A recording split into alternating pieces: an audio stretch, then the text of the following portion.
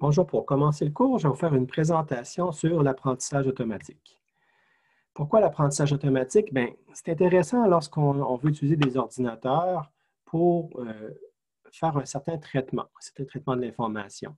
Mais ce traitement-là de l'information-là vise à optimiser un certain critère de performance qu'on définit selon notre tâche.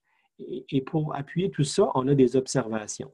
Donc, à partir de nos observations, on veut optimiser notre modèle pour performer convenablement pour faire notre tâche. Et nos observations, bien, c'est souvent des données exemples, des expériences passées. Donc, c'est du matériel historique qu'on a sur la réalisation de la tâche, la bonne réalisation de la tâche qu'on veut faire. Lorsqu'on connaît le bon modèle de traitement à utiliser, on n'a pas besoin de faire de l'apprentissage. On sait comment le faire. On n'a pas besoin de tenter de l'apprendre de nouveau. Mais il y a plein de circonstances où ça peut être intéressant. Si, par exemple, on n'a pas d'expertise sur le problème, si on veut faire de la robotique, on veut faire naviguer notre robot dans un environnement inconnu, que ce soit sur Mars ou ailleurs, dans une région qui n'est pas bien comprise, on ne connaît pas le problème très bien, on n'a pas d'expertise sur ce problème-là. Et donc, on aimerait pouvoir, par essai-erreur, apprendre, comprendre, collecter de l'information et mieux performer. Et donc là, l'apprentissage automatique pourrait être intéressant dans ce cas-là. Dans d'autres cas, on a l'expertise, on est très bon pour le faire, mais on ne sait pas comment l'expliquer. Le plus bel exemple de ça, c'est pour la reconnaissance de visage. Un nouveau-né vient déjà pré-câblé pour faire de la reconnaissance de visage. Il va apprendre très rapidement à reconnaître les visages des personnes significatives. D'abord le visage de maman, le visage de papa, le visage des frères et sœurs, les visages des grands-parents. Donc, ça, cette expertise-là, c'est très profond en nous. C'est quelque chose qu'on fait de façon inconsciente. Et on est très bon pour reconnaître les visages humains, mais lorsque c'est le temps de l'expliquer à l'ordinateur, c'est beaucoup plus complexe. On n'est pas capable d'énoncer des règles claires, intelligibles. Pour le faire, on peut dire, ah oui, cette personne-là a une barbe, a les yeux bleus. Oui, mais ce n'est pas suffisant pour pouvoir bien différencier les différentes personnes. L'ordinateur a besoin d'informations très précises, puis ce n'est pas quelque chose qu'on est capable d'énoncer. Un autre exemple, c'est lorsque le problème change dans le temps. Par exemple, si on va faire du routage de paquets, si on envoie des paquets sur un réseau Internet, bien, ça se peut que le routage se fasse différemment, s'adapte selon la charge, selon ce qu'on reçoit comme nature de traitement.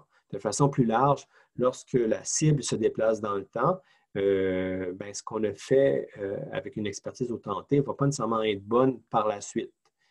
Alors que si on fait usage d'apprentissage automatique, on peut penser que le système va s'adapter dans le temps, va être capable d'améliorer ses performances. Un dernier exemple où ça peut être intéressant, c'est lorsque les solutions doivent être personnalisées. Par exemple, si on contrôle les accès à un certain lieu à partir d'empreintes digitales, bien, on peut définir un système de biométrie qui reconnaît les empreintes digitales en général, mais pour pouvoir donner des accès à certaines personnes, on va vouloir prendre quelques mesures, quelques exemples d'empreintes digitales de la personne qui vont servir ensuite à reconnaître cette même personne-là lorsqu'elle voudra accéder par la suite. Un exemple simple, mais que je pense qui illustre très bien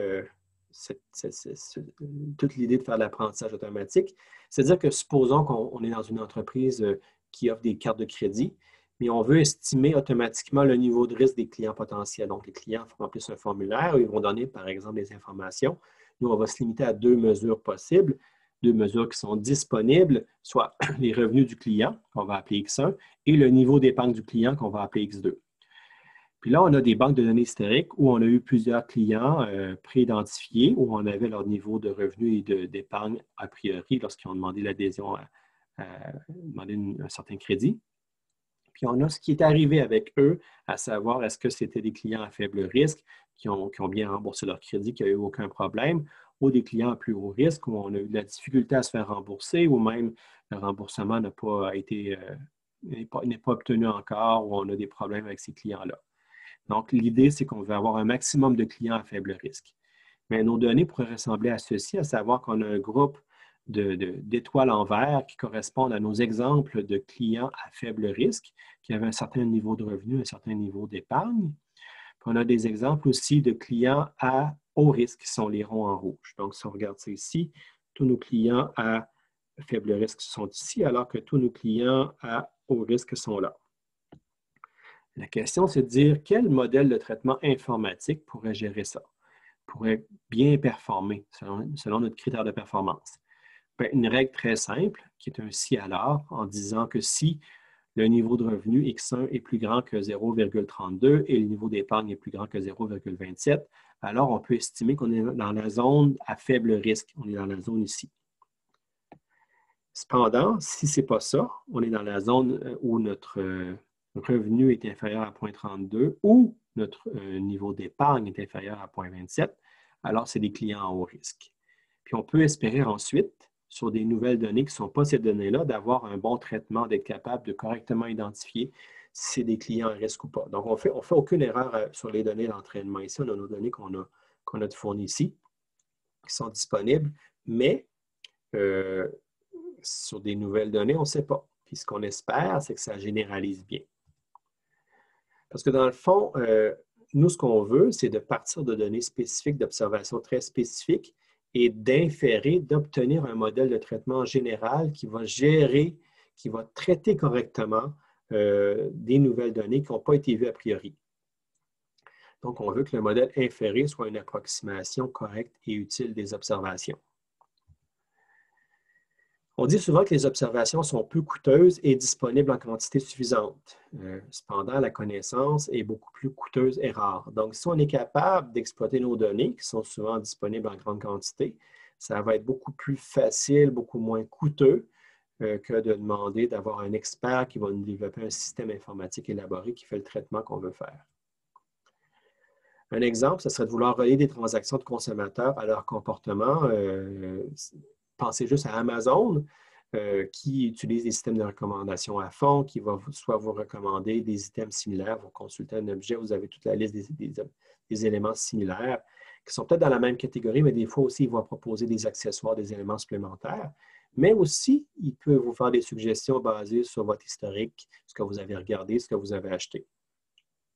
Similairement, Netflix pour l'écoute de films en ligne, selon ce que vous écoutez, selon ce que vous aimez, Netflix va vous recommander plus de films. On veut bien sûr vous garder abonné au système, on veut que vous continuez de regarder des films, que vous trouvez des films intéressants.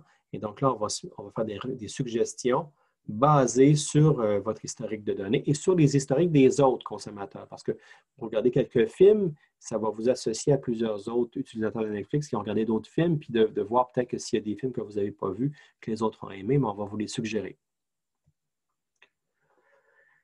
Dans le fond, lorsqu'on regarde ça, l'apprentissage automatique, il y a plusieurs vues. La première, c'est de dire qu'on veut optimiser un modèle à partir d'observations selon un certain critère de performance. Donc, on a une vue statistique. C'est de dire que pour arriver à ça, on fait en fait de l'inférence à partir d'échantillons. Ça, c'est la statistique. Du point de vue informatique, on travaille avec des algorithmes et des représentations de données. Donc, on a besoin de construire des algorithmes d'apprentissage, par exemple, qui vont travailler sur des représentations efficaces des données pour pouvoir arriver à apprendre et arriver ensuite à traiter les nouvelles données qu'on n'a pas vues. Donc, il y a un aspect informatique très fort en apprentissage automatique. Il y a un aspect aussi appliqué d'ingénierie, à savoir que les méthodes visent à résoudre des problèmes sans devoir spécifier ou spécialiser manuellement les modèles. Donc, on veut résoudre automatiquement les problèmes sans lui dire comment le résoudre, seulement en lui donnant de la donnée. C'est quand même extraordinaire lorsqu'on regarde ça d'être capable de faire en sorte que la machine découvre par elle-même comment arriver à une solution. Un cas simple d'apprentissage automatique, c'est de faire de l'apprentissage qu'on dit d'association. Si par exemple, on analyse un panier d'épicerie, donc les différents achats qui ont été faits à un certain moment, on est capable de voir l'association entre des items, à savoir que si un certain item X était acheté, c'est quoi la probabilité qu'on achète également Y. Et ça, bien, on va modéliser ça par une probabilité conditionnelle, on va appeler ça P de Y sachant X. Donc ici, la barre verticale, c'est le sachant X. C'est de dire qu'on sait que X est vrai, donc on a acheté X. C'est quoi maintenant la probabilité que Y soit vrai, qu'on achète l'autre produit? Et ça, ben, si par exemple, on regarde les paniers d'épicerie, on peut dire, ben, sachant tous les gens qui ont acheté de la bière, c'est quoi la probabilité qu'ils achètent également un sac de croustilles?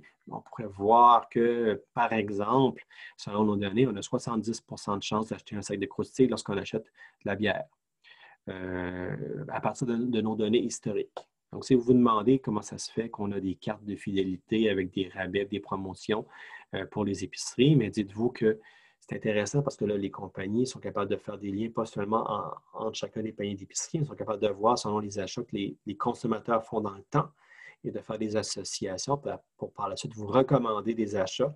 Donc, tout ça a vraiment fait du sens du point de vue économique pour ces compagnies-là.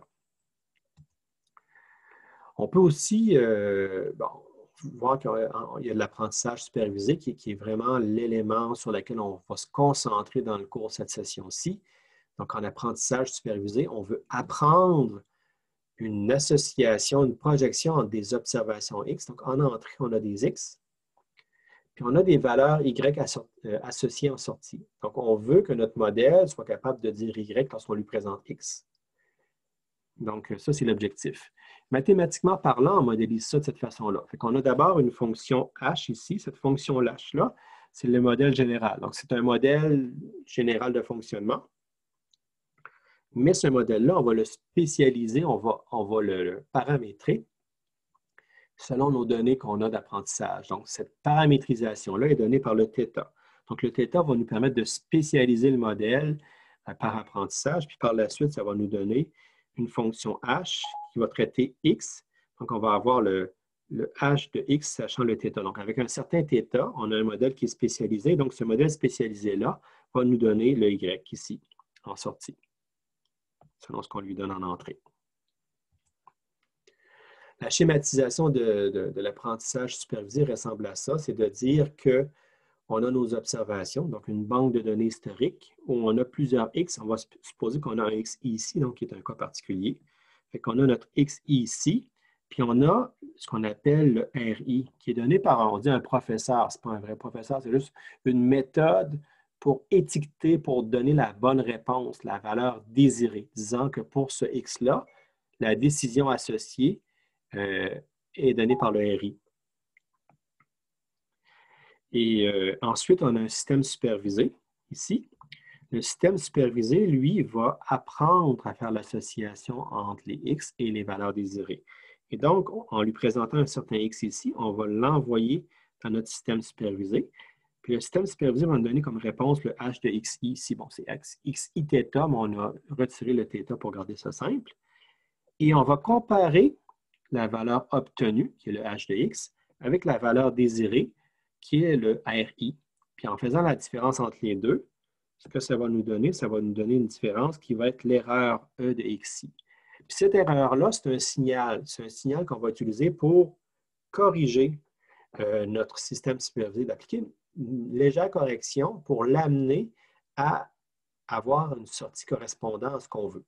Donc, on veut donc l'entraîner, puis en présentant des milliers, des millions de fois des associations entrée-sortie. On lui présente ça des milliers, des millions de fois. On fait des correctifs successifs. Puis on en vient à avoir un système qui va être en mesure de répondre correctement, de donner une réponse correspondant à ce qu'on veut faire, avec un niveau de performance intéressant. Une tâche précise en apprentissage supervisé, c'est le classement. Donc, en classement, on dit que la sortie est discrète. Donc, il y a différentes sorties possibles correspondant aux différentes classes de notre problème. Et donc, on doit donner pour chaque donnée une seule classe en général. Le code base, c'est comme ça. Et on dit que chaque valeur discrète correspond à une étiquette de classe associée.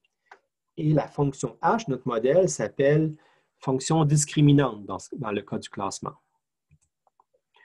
Et donc, si on vient au problème d'évaluation du niveau de risque, c'est un problème de classement à deux classes. On avait la classe faible risque, la classe à haut risque, et notre fonction H permettait de discriminer entre les deux cas de figure. Le classement, ça s'applique dans une grande variété de contextes. Par exemple, ça s'applique très fréquemment, c'est vraiment central à la reconnaissance des formes, ce qu'on appelle en anglais pattern recognition. Ce n'est pas spécifique à l'image, même si c'est souvent fait avec du traitement de l'image, entre autres pour de la reconnaissance d'objets. Donc, si on veut reconnaître des objets dans une image, on peut dire, bien, voici différentes classes, différents types d'objets qu'on veut reconnaître. On présente une image, on dit quel est l'objet qu'il y a dans cette image-là. Et donc, ça, on veut le faire malgré les variations des objets, les variations de pose. On peut dire, bien, si on a différents points de vue sur un objet, qu'en est-il? Est-ce qu'on peut reconnaître toutes ces vues-là comme étant le même objet ou un objet de la même classe? Ou on peut dire qu'il y a carrément des variations à les objets. Si on fait un système qui reconnaît les voitures, bien, il y a différentes marques de voitures, il y a différentes couleurs de voitures, il y a différentes variantes autour des voitures, même s'il y a des éléments communs, 4 roues, un moteur, un espace quand même assez précis. Et donc ça, bien, c'est des variations, puis le but, c'est d'apprendre la règle générale qui permet de dire qu'à partir d'une image d'un certain objet, malgré les variations, malgré les différentes poses, on est capable de reconnaître l'objet. Un autre exemple où ça performe vraiment bien, que c'est très approprié, c'est pour la reconnaissance de caractères manuscrits. On veut pouvoir reconnaître les lettres écrites à la main, malgré les différents styles d'écriture. Un exemple de ça, c'est de reconnaître, par exemple la lettre A, bien, on peut l'écrire de différentes façons. Si on fait un A majuscule, ça ressemble à ça. Si on fait un A minuscule, ça peut être ceci. Il y a même les A un peu plus typographiques qu'on n'écrit pas souvent à la main, ce n'est pas fréquent, mais c'est possible qui correspondraient à ça. Fait qu'on a 3 styles, 3 façons de faire les A, mais tout ça correspond à la même chose, à un A. Puis, selon les personnes aussi, les personnes écrivent différemment, même selon où on a appris à écrire. Je sais par exemple que la façon d'apprendre l'écriture manuscrite en France est assez différente de celle du Québec. Et donc, si on regarde attentivement, il y a plein d'éléments qui sont faits différemment selon que la personne a appris en France ou au Québec. Un exemple plus précis, puis là, je ne pourrais pas vous dire qu'est-ce qui est français, qu'est-ce qui est québécois, mais c'est de la façon de faire des sets. On peut faire des sets comme ça. On peut faire des sets comme ça. On peut faire des sets comme ça. Par exemple, ben, c'est 3 façons de faire des sets. Puis là, je ne vous parle pas des 1 qui peuvent être comme ça, qui peuvent être comme ça, qui peuvent se confondre avec les sets. Donc, tout ça, c'est des façons différentes d'écrire les caractères manuscrits. Puis ensuite, on va être capable de bien évoluer là-dedans puis de bien reconnaître les différents caractères. Un dernier cas, c'est la reconnaissance de la parole, où là, si on parle à un dispositif, à un micro, on veut pouvoir reconnaître les mots qui sont dits, mais dans le fond, là, il y a une dépendance temporelle, il y a des variations de la voix dans le temps, différentes textures, qui fait en sorte qu'on crée différents phonèmes qui sont un peu l'alphabet en termes de paroles. Puis à partir de ça, on veut construire finalement les mots, identifier les mots qui ont été dits. Donc, il y a des aspects un peu précis de traitement du signal, de traitement temporel, parce que c'est dans le temps que ça se passe. Mais quand même, à l'arrière de ça, il reste que de l'apprentissage automatique pour faire en sorte que ça fonctionne très bien. Il y a plusieurs autres domaines où c'est appliqué le classement, qu'on pense en traitement de la langue naturelle, où on veut traiter des documents écrits, par exemple, pouvoir identifier le sujet de phrases, traiter ces documents-là. On peut faire appel au classement de différentes façons. L'aide au diagnostic médical, c'est très pertinent, que ce soit en imagerie où là, il y a beaucoup d'avancées qui se font, qui sont en train de se développer, des éléments très intéressants pour pouvoir traiter des images de différents appareils pour identifier des tumeurs, par exemple, ou des différents éléments importants au niveau médical, ou que ce soit tout simplement d'aider les médecins à prendre des décisions avec différents tests, différents symptômes observés, à quoi pourrait correspondre, par exemple, tous ces symptômes-là, à quel diagnostic on peut s'attendre. Sans prendre la décision, le système peut suggérer au médecin des possibilités, puis peut-être les amener à voir certaines possibilités qu'il n'avait pas considérées. On parle aussi de la découverte de médicaments. Ça, c'est très intéressant pour aider certaines maladies. On est dans un contexte de pandémie. On pense que l'apprentissage automatique peut aider à découvrir des médicaments rapidement en faisant un peu d'association au niveau moléculaire, de trouver les molécules qui semblent bien répondre pour certaines tâches. On parle de biométrie aussi. Bien, la biométrie, l'idée, c'est de reconnaître, d'identifier les gens. Donc, on peut faire de la reconnaissance de visage, empreinte digitale. Bien, tout ça, bien, on peut faire un système général, mais après ça, on a des individus particuliers qu'on veut intégrer dans le système pour qu'on puisse leur donner des autorisations. bien, c'est une forme d'apprentissage qu'on fait avec ça, où on va identifier finalement la personne à partir de son empreinte digitale, à partir de son visage. Le cas qui a vraiment lancé, entre autres, l'apprentissage profond et tous les développements qu'on a vus dans les 8 dernières années, depuis 2012, c'est le cas de la reconnaissance d'objets. Donc, avant 2012-2010, en vision numérique, on était beaucoup dans des méthodes de traitement d'images, où on intégrait beaucoup d'expertise, de routines particulières qui avaient été proposées. Mais à partir en 2012, il y a l'équipe des étudiants avec Jeffrey Hinton à Toronto qui ont utilisé l'apprentissage par réseau de neurones profonds pour faire de la reconnaissance d'objets dans le cadre d'une compétition, la compétition ImageNet, où là, on avait plus d'1 million d'images, on avait 1000 classes différentes, puis là, c'était vraiment une compétition très, très complexe. C'était très difficile d'arriver à avoir des bons résultats. Et avec les approches de réseau de neurones profonds, ils ont gagné haut la main la compétition. Il y avait une marge importante entre eux et les approches plus de vision classique. Puis dans les années qui ont suivi, il y a eu beaucoup d'avancées parce que là, ça a créé vraiment une avancée importante. Ça a démontré que l'apprentissage automatique est capable de faire des traitements très intéressants. Avant, on en utilisait l'apprentissage automatique en vision, mais c'était plus pour faire du classement à partir de plein d'éléments qui avaient été extraits par expertise, par routine particulière. L'idée des réseaux neurones profonds, c'est de partir de l'image et d'apprendre à extraire les éléments pertinents de l'image pour prendre la décision. Donc, c'est vraiment de l'image directement à la décision. Tout ce qui est entre les deux a été appris à partir des données. C'est ça qui a donné vraiment des gains importants en termes de reconnaissance d'image, reconnaissance d'objets. Un autre exemple où l'apprentissage automatique, les réseaux de neurones performent très bien, c'est en reconnaissance de caractère. Puis ça, c'est des données qui viennent de la banque MNIST, qui est une banque de données archi connue en apprentissage automatique, pour évaluer les performances de différents modèles. Mais à vrai dire, c'est rendu désuet parce que les meilleures performances sont autour de 99,7 %. Donc là, on est dans des niveaux vraiment, il y a plus grand gain de pensable. Mais l'idée de la reconnaissance de caractère avec MNIST, c'est de dire qu'on a 10 classes possibles, soit les chiffres manuscrits de 0 à 9. Puis on veut identifier, donc à partir d'une image, d'un chiffre, quel est le chiffre qu'on voit ici. Puis si vous regardez ça, essayez de faire une méthode de traitement développée à la mitaine, donc en programmant tout ce qui est fait, ce n'est pas du tout évident qu'on peut obtenir des bons résultats. C'est quand même assez complexe de trouver la façon de traiter une image pour assurer qu'on extrait, qu'on reconnaît les 1, qu'on différencie bien des 7, des 2, etc. Une deuxième tâche courante en apprentissage supervisé, c'est la régression, où là, Y est une valeur réelle. Et donc là, on veut pouvoir prédire une valeur réelle, et ça se fait à partir de la fonction H, qui est la fonction de régression.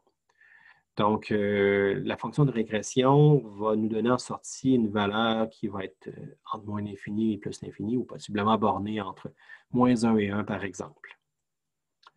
Un exemple de ça, ça serait de vouloir, par exemple, prédire le prix de vente d'une voiture à partir du kilométrage parcouru. On observe le kilométrage parcouru, la prédiction. Ici, c'est plus une image où on a la consommation versus le prix de vente, etc. Donc, c'est différentes associations qu'on peut faire, mais ce qu'on voit, c'est qu'on ne va pas prédire une classe, mais on va prédire une valeur. Donc, ce qui est en Y ici, c'est la valeur qu'on veut prédire, qu'on veut que notre modèle nous donne. On peut faire ça aussi en finance, en assurance. On veut prédire les prix futurs selon ce qu'on observe maintenant ou le niveau de risque pour assurer un certain bien, une certaine personne. En météo, on dit selon les mesures qu'on prend, est-ce qu'il va faire chaud, va faire froid demain, avec les niveaux de risque aussi, l'offre et la demande. Ce qui est vraiment intéressant, c'est qu'en régression, on peut régresser des valeurs, mais ces valeurs-là peuvent être vues comme étant, par exemple, des probabilités. Et donc là, c'est intéressant parce qu'on peut utiliser ces modèles-là pour évaluer le niveau de risque, le niveau d'incertitude. On veut faire par régression l'apprentissage de la probabilité qu'il pleuve demain, par exemple. Là, on va parler de 75 % de chances qu'il pleuve, par exemple. C'est un niveau de risque, c'est une évaluation probabiliste qui peut se faire par régression. Maintenant, si on va vers l'apprentissage non supervisé, la grande différence, c'est qu'il n'y a pas de valeur de sortie. Donc, on veut faire de l'apprentissage, mais on n'a pas d'indication claire sur ce qu'on veut. Donc, notre objectif, c'est de découvrir des régularités dans les observations. Donc, ça, on appelle ça du clustering. J'utilise le terme anglais clustering parce que la traduction française juste serait classification. Puis ça porterait à confusion avec le fait que classification en anglais, c'est supervisé. C'est du classement. Donc, moi, je vais dire du classement pour ce qu'on appelle en anglais classification et du clustering en français, malgré le fait que ce soit le mot anglais, pour le non supervisé. Donc, en clustering, on veut découvrir des groupements d'observations qui sont similaires. Donc, c'est notre objectif. Ça s'applique dans plein de domaines. C'est très intéressant. Je dirais que c'est moins mature un peu que l'apprentissage supervisé. C'est plus difficile parce qu'on n'a pas de signal, on n'a pas de valeur désirée. On a seulement des mesures et ces mesures-là de performance peuvent être assez arbitraires et pas nécessairement si faciles que ça à relier à l'application. Si par exemple, on a des bases de données d'achat avec des paniers d'achat de différents consommateurs, on peut pouvoir les segmenter puis identifier des consommateurs similaires puis d'utiliser ça pour faire des recommandations plus personnalisées aux consommateurs. En bioinformatique, où là, on veut pouvoir peut-être découvrir des patrons dans l'ADN, il y a peut-être des associations de gènes qui ne sont pas à proximité dans l'ADN, que lorsqu'on les met, on découvre qu'ils sont souvent ensemble. Lorsqu'ils sont ensemble, on voit certaines choses, on voit certains phénomènes. Donc, c'est très intéressant. Donc, l'apprentissage non supervisé en bioinformatique peut être très pertinent. Aussi, en traitement d'image, on veut pouvoir segmenter l'image. On veut pouvoir dire, bon, on a l'avant-plan, l'arrière-plan. Donc, ça, c'est deux choses qu'on veut pouvoir séparer. Puis même dans l'avant-plan, on peut vouloir dire c'est un certain objet, c'est un autre objet. Donc, on veut pouvoir séparer les objets, les segmenter et définir un ensemble de pixels cohérents correspondant à un objet qu'on peut ensuite identifier avec du classement supervisé. Donc, dans un contexte d'apprentissage non supervisé, on a des observations ici, oui, mais on n'a pas de valeur désirée. Ce qu'on fait, c'est qu'on va faire une sortie, une certaine décision, qui peut être par exemple d'associer ça à un groupe ou de donner tout simplement une mesure qui ensuite est utilisée pour évaluer la mesure d'appariement. Donc, la clé en apprentissage non supervisé, c'est d'avoir une mesure d'appariement qui est vraiment pertinente, qui nous permet finalement d'apprendre quelque chose qui extrait de la structure d'intérêt pour l'application. Puis cette mesure d'appariement-là, dans le fond, c'est elle qu'on utilise pour guider l'apprentissage. Donc là, on est non supervisé dans le sens qu'on ne connaît pas la valeur de sortie désirée. On a seulement un critère de performance qui peut être plus ou moins relié à ce qu'on veut faire, mais on espère qu'en apprenant à partir de ce critère-là, on va apparier, on va regrouper les données ensemble pour que ça fasse bien la tâche qu'on veut faire. Une troisième grande famille d'approches en apprentissage, c'est l'apprentissage par renforcement. Donc ça, je n'en parlerai pas plus amplement que cette slide-ci dans le cours, cette session. Il y a un nouveau cours qui a été créé sur le sujet, qui est très intéressant, c'est très riche comme domaine. Là, ce qu'on veut faire, dans le fond, c'est qu'on veut apprendre une politique, on veut apprendre à faire des actions. Donc l'idée, c'est qu'on n'est pas supervisé, on fait différentes actions, puis à un certain moment donné, lorsqu'on a atteint un objectif ou si on a fait une erreur, on va avoir une récompense, un signal. Donc, le signal n'est pas immédiat, le signal vient après un certain temps. Donc, là, la grande question qu'on a, c'est le problème d'assignation du crédit. C'est quelles actions, parmi toutes celles qu'on a faites dans notre séquence d'actions, a permis de mener à une récompense positive ou à nous amener à une récompense négative, une pénalité importante. Donc là, il faut essayer de te trouver par rapport à toutes nos expériences qu'on fait. C'est quoi les éléments, c'est quoi les structures, la séquence d'actions qui permet de bien performer. Puis ça, c'est intéressant dans plusieurs domaines, entre autres avec le jeu, lorsqu'on parle de faire des jeux par ordinateur. Vous avez vu AlphaGo, ou du moins le jeu de Go, qui est un jeu plus en Asie, qui est très complexe, qu'on ne peut pas résoudre de façon exhaustive et directe, déterministe par un ordinateur, mais on a développé des approches d'apprentissage par renforcement avec des réseaux de neurones profonds qui permettent de jouer à ce jeu-là de façon à un niveau de performance très élevé. La robotique aussi, c'est un domaine qui est très riche en applications où l'apprentissage par renforcement peut être pertinent. Les systèmes de prise de décision avec des agents, par exemple, en général. Tout ce qui est une prise de décision, mais pas nécessairement avec un retour immédiat. On peut avoir un retour immédiat, mais pas avoir un retour avec un certain délai. Là, ça devient de l'apprentissage par renforcement, puis c'est très intéressant. C'est quand même assez élaboré. Puis je vous dirais que c'est aussi comme l'apprentissage non supervisé, beaucoup moins mature que l'apprentissage supervisé, où là, on a quand même un contexte qui est beaucoup plus défini, clairement défini, entrée-sortie. Donc, on veut faire l'association entre les deux. Donc, c'est intéressant. L'apprentissage par renforcement résout des problèmes plus complexes que ça. Et donc, si on modélise, on schématise l'apprentissage par renforcement, on a notre agent ici. Notre agent, c'est le système qui prend des décisions. Donc, ça peut être un robot, ça peut être simplement un logiciel informatique.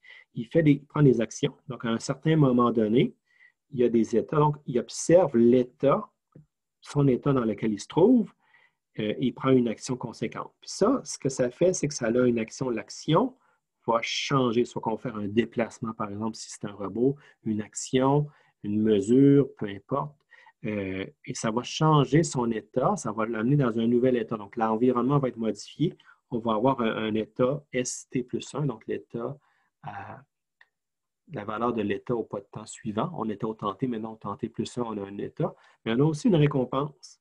La récompense peut être de 0 si ça n'a pas changé quoi que ce soit, mais c'est là qu'on peut avoir une récompense positive ou négative par rapport à pas seulement l'action qu'on vient de faire, mais toutes les actions qu'on a faites auparavant. On va déterminer une récompense qu'on va donner ensuite à l'agent, puis l'agent, lui, doit utiliser cette récompense-là pour apprendre.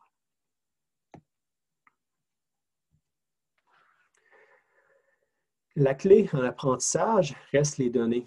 Donc, en apprentissage par renforcement, les données peuvent être vues comme étant des interactions, des simulations. Mais sinon, autrement, en apprentissage supervisé et non supervisé, généralement, nos données, c'est des mesures qui ont été prises qui sont disponibles. Donc, l'apprentissage automatique est très accroché à la notion d'avoir des données représentatives qui couvrent bien les différents cas de figure. Sans être exhaustif, on veut quand même avoir suffisamment de données pour représenter les différents cas de figure pour pouvoir bien apprendre à faire un certain classement. Donc, ou une certaine régression ou un certain clustering. Il y a un jeu de données, un répertoire de données particulièrement intéressant. C'est celui à UCI ici. C'est quelque chose qu'on utilise beaucoup pour le développement, pour l'évaluation. Donc, c'est des petits jeux de données. Là. Les gens trouvent ça de moins en moins intéressant parce que les jeux de données sont souvent quand même assez petits. Mais pour expérimenter, comme on fait dans le cours, c'est très bien. Il y a quand même plusieurs jeux de données de différentes natures, en particulier en supervisé, mais un peu aussi en non supervisé. Il y a également plusieurs compétitions Kaggle. Donc, Kaggle, c'est un site vraiment intéressant où il propose des challenges avec des vrais jeux de données ou des jeux de données assez complexes. On peut s'insérer dans le challenge, peut développer des solutions qu'on évalue dans Kaggle, puis on peut voir le classement qu'on a au niveau mondial. Ce qui est intéressant avec Kaggle aussi, c'est qu'on a donc des exemples de problèmes, on a des données, puis ça peut être bon pour pouvoir développer finalement des approches. Il y a ImageNet, qui est le jeu de données de la compétition que je vous parlais en connaissance d'objets, qui est toujours disponible, qui reste un jeu de données étalon maintenant pour faire la reconnaissance d'objets. C'est quand même un gros jeu de données qui est très intéressant pour pouvoir évaluer et faire de l'apprentissage finalement de différents modèles lorsqu'on travaille en reconnaissance d'objets. Puis il y a Coco, Command Object in Context, qui est plus large encore qu'ImageNet. Oui, c'est la reconnaissance d'objets, mais il y a plusieurs tâches connexes qui sont associées à ça, qui permet donc de développer différentes applications avec des gros jeux de données. Sinon, il y a toutes les données ouvertes des différentes instances gouvernementales. Ça peut être assez limité, ça peut être les positions des bandes fontaines dans une ville, quand c'est d'un intérêt. Donc, ça reste à voir à quoi ça peut être utile pour faire de l'apprentissage automatique, mais il y a quand même beaucoup de données disponibles de façon très ouverte qui peuvent être intéressantes pour pouvoir faire des essais puis d'expérimenter avec l'apprentissage automatique pour pouvoir développer une certaine capacité à le faire avant d'aller vers des vrais problèmes qu'on va résoudre finalement par ces différentes approches.